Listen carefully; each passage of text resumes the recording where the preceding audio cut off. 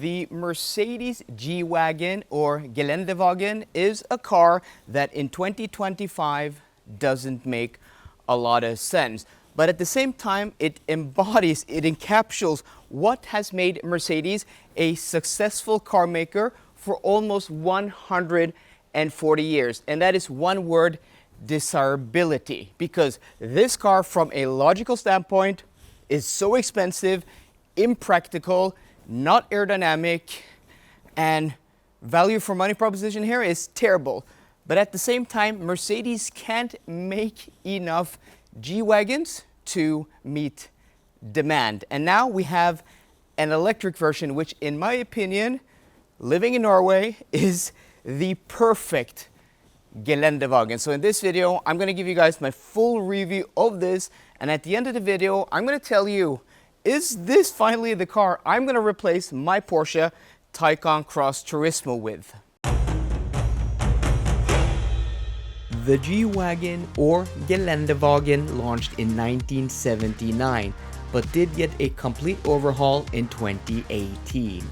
From a distance, this G-Wagon may look identical to the car that entered production in 2018, but if you look closer, you'll see that this new model hasn't only grown, but has become more modern.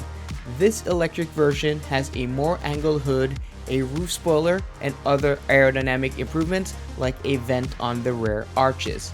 Despite all of these changes, it is still unmistakably a G-Wagon, and that is what I love about it.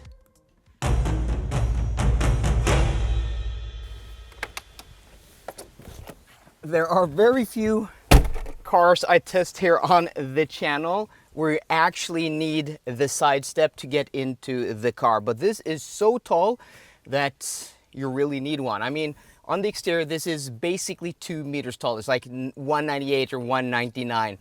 And when you sit here, you're sitting on top of the world. I mean, this has a commanding driving position that you're not even going to get in the big Range Rovers, which, you know, has been kind of like a half class above any other large SUV. And you can even move the seat higher. I have a lot of headroom, but knee room is a little bit limited. It feels, I don't know, it doesn't feel cramped, but it feels a little bit cozy. It feels a little bit small for the exterior dimensions, and the dashboard here is just so close, and also the windscreen, which is just weird. And yes, the G-Wagon originally came out in 1979, but this car was basically almost 100% redesigned in 2018. But they kept pretty much the same shape and dimensions, made it a little bit bigger, and I love it. I love it. This is so different than anything else. And on the interior, it's a beautiful interior. So this is an edition one. So it has, you know, the upgraded AMG steering wheel here. You have, you know, the Nappa leather. You have the Alcantara headliner. You have the carbon fiber inlays. And it is a beautiful interior. I mean, Mercedes, especially their electric cars, since, you know, the EQS came out, I've been very critical about them because, you know, compared to something like an E-Class or an S-Class, it just hasn't been up to par. And, you know, Mercedes have had, you know, cheap plastics and just, you know, squeaky and creaky interiors. This, no. Like maybe the door handle here a little bit, but everything else is just so solid. And you have this beautiful Nappa leather with this contrast blue stitching, which I think is unique to the G580. And you just have, you know, proper metal trim, aluminum trim. It just feels so solid. And I also love the fact that this is, you know, the last generation of MBUX. So you have, you know, this trackpad here with physical buttons, and it's so easy to operate. There's a little bit of a learning curve, but when you know where everything is, like here you have your physical climate control, so you can, you know, adjust your temperature. You have your mirror and window switches here. You have your heated and cooled seats. You have your seat adjustment. It's just really nice ergonomically. These, you know, touch capacitive or these touch buttons on the steering wheel, not my favorite, but you do have, you know, a volume jog wheel down here. It's just a really nice interior, and also these seats, they're great. Only thing is, like, knee room is a little bit tight, but headroom is beautiful. It's a lot of room. I have this great greenhouse, and I love the fact that this has a traditional sunroof, which you can open up all the way. That's just great. And of course, the G-Wagon is so famous for its doors. that just sound and feel like a bank vault. It is insane.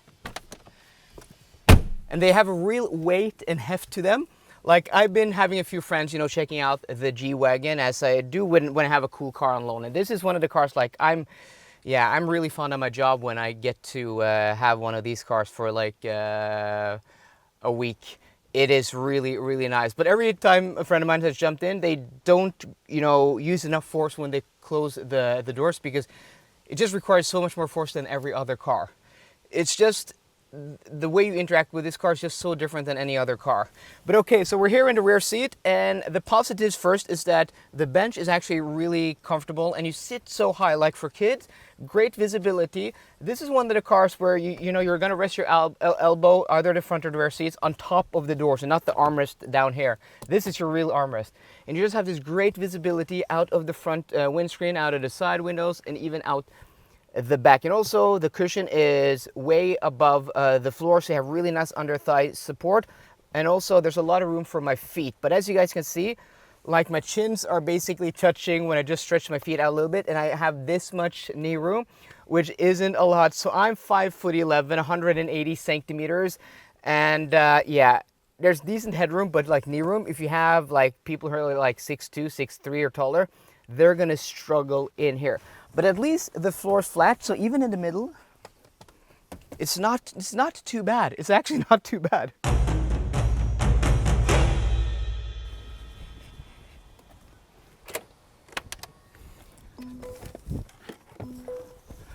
For the first time in G-Wagon history, this car now has keyless go and keyless entry. Believe it or not, that was new for this G580, and also the facelifted internal combustion engine model that came out last year.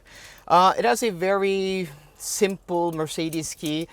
A little bit disappointed when you're paying this much for a vehicle, and this is such a special vehicle for Mercedes, that the key isn't more special. It would be cool that it would, you know, I don't know, mirror something in the interior, maybe, you know, this shape of the console here or something on the exterior. But this is a nice key, a little bit of metal, a little bit of plastic, so for this price point it is a little bit cheap. So you put your foot on the brake, and then you press the ignition switch here, on off, which I really like, and then you can put on your seatbelt, and then you are ready to go. So to turn off many of these driver assistance systems, there's a shortcut down here. And then you just turn off your speed limit warning and also your lane keep assist. Super simple, super easy. I really like this, you know, this interface here. This old school, this, you know, last generation Mercedes MBUX, and then you're ready to go. No one-pedal drive on this car, but you do have, you know, regen here. You can control on the pedals, and then you have your gear selector down there. So I'm not going to do any off-road driving or talk in this video, because I was actually at the Norwegian launch here in Oslo last year, and I got to sit in one of these and ride in one of these with off-road race car driver Hedda Husås, who was also in my review. So I'm going to link that video down below if you want to see how a professional drives this off-road, so she can represent it a lot better than what I can. I'm going to test drive this and review this as 99.9999999% would drive this, and that is on the road. We're now in the suburbs of Oslo, and there are quite a few G-Wagons here. If we move closer to the city, like the west side of Oslo, you're going to see a lot of G-Wagons. They're really popular in the city, though there are a few G-Wagons out here in this neighborhood as well. So I have the car in just silent mode. You've heard the G roar. I'm not a fan of that. I mean, it's cool like the first time you're driving it, but you know, the point of an electric car is for it to be silent, and this is just dead silent. I mean, this is one of the best isolated cars when it comes to tire noise we've ever tested, but because it's such a big and boxy shape, once you get going like 100, 120 kilometers an hour, like 60, 75 miles an hour, there's a lot of wind noise. So then it's not the quietest car. But at low speeds like this, just cruising through town or in the suburbs, it is actually very, very silent. This is a large car. This is a body-on-frame SUV. So every car that's on sale now is basically what we call a unibody. So it's a uniform construction made out of stamped steel and that's welded and glued, and it makes it really light and rigid and stiff chassis body construction. But this is old school. So you have a body which is made in the same way as pretty much like a unibody, but on top, it's on top of what is called a frame. So it's a body on frame. So there are frame rails, makes this super sturdy, but also heavy, and also gives us, you know, some of that isolation from the road. So you can't go into this expecting this to drive something like the Volvo EX90 I had last week. You have to calibrate your brain because it is basically a truck, right? It is a truck, like a pickup is a truck in that sense. Pickups are also body on frame, so they're not made in the same way as cars, right? It's a different type of architecture. And you're gonna feel that because first off, I mean, it has slower steering because the steering rack, like Luck is a lot slower than you would find in any other car, because especially on center, this has to be able to do off-roading. And that means it's slow to respond, but the steering weight is nice.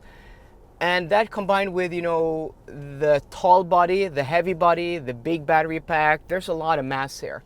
But I have to say, it is controlled beautifully. If I'm not mistaken, this car is not on air suspension because Mercedes told me that, you know, the use case of this car is not going to be able to tackle hard off-roading for a sustained time, right? For years on years. So this has hydraulic dampers, and they are adaptive, and we're now in comfort mode, but there's also a sport mode and also trail mode and rock mode.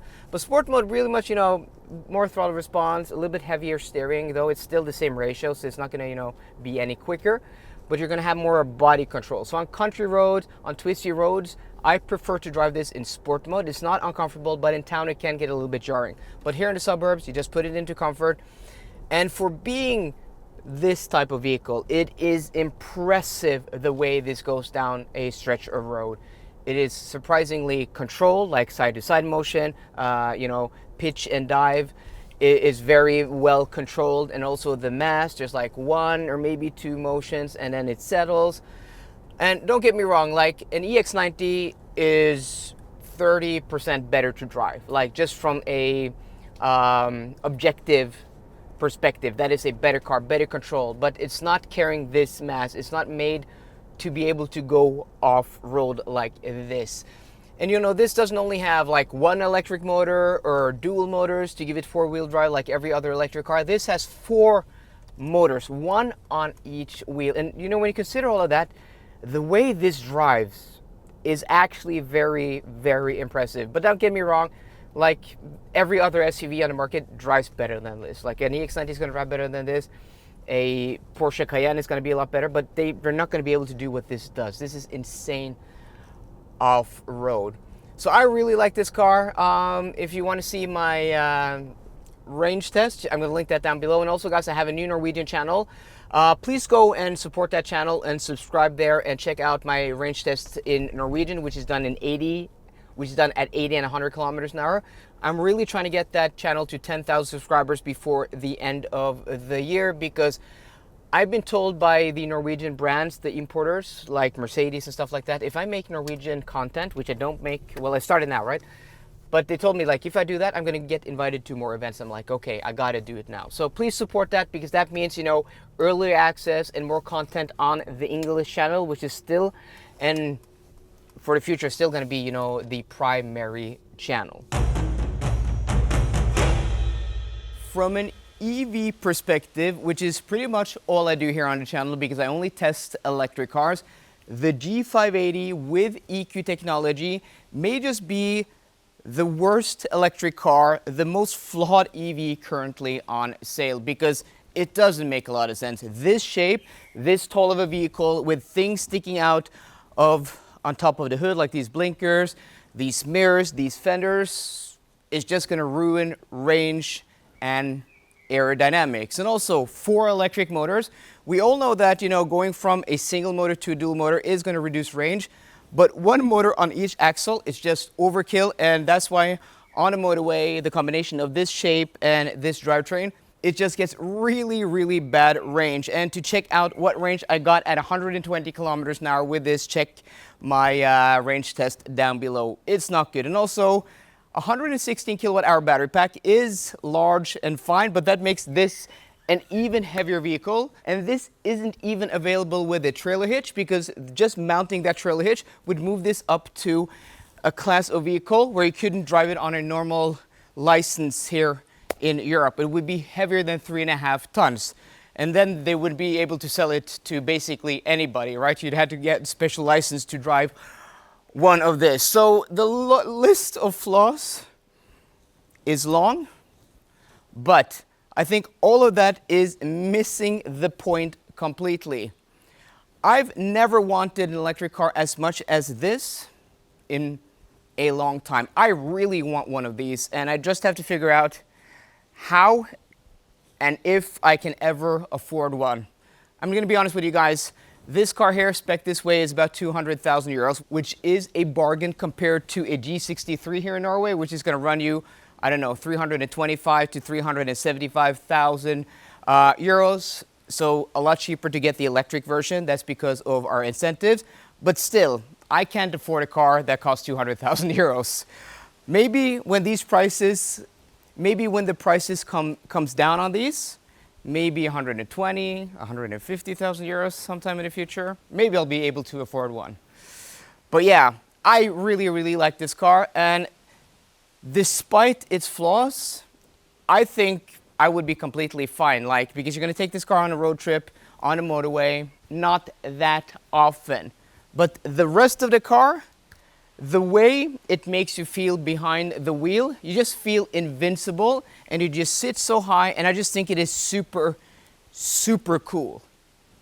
It's like wearing, you know, a diver watch. You're never going to dive 200 meters because, well, you can't. You don't have a certification, you don't have the training, and it's dangerous. The same way, you're not going to take this off-road, you're not going to use its capabilities, but if you were ever to need the capabilities, just knowing it gives you a reassurance that no other car, no other electric car, in my opinion, can give you.